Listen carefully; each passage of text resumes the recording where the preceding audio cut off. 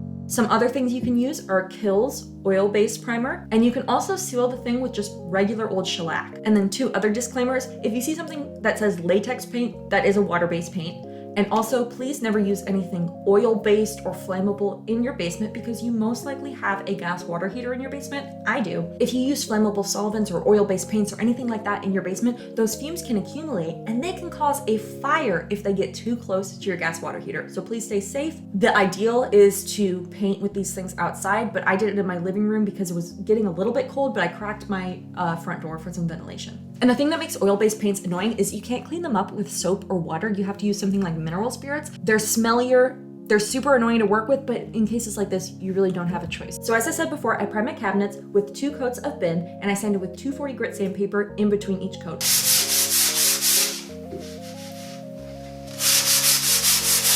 Sanding in between coats is very important to getting a good finish. And after the MDF was sealed, I went on to a simple white water-based paint, and I did 3 coats of this, again, sanding 240 in between each coat. Paint finish, done! And the last step of this was to add all the hardware and the windows. So I cut the glass myself, and I used construction adhesive to adhere it into those rabbets I cut before.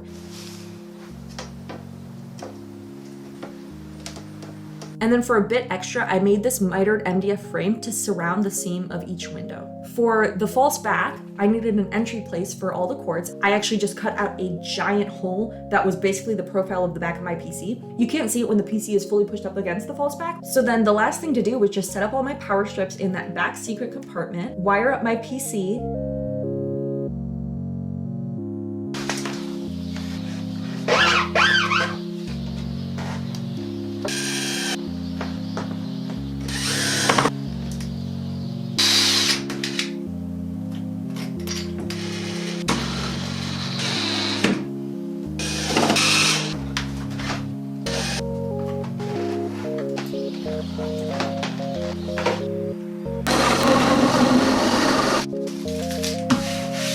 and that is the final desk. I hope you learned something from this video, and most importantly, I hope it maybe gave you some special inspirations to make your own desk.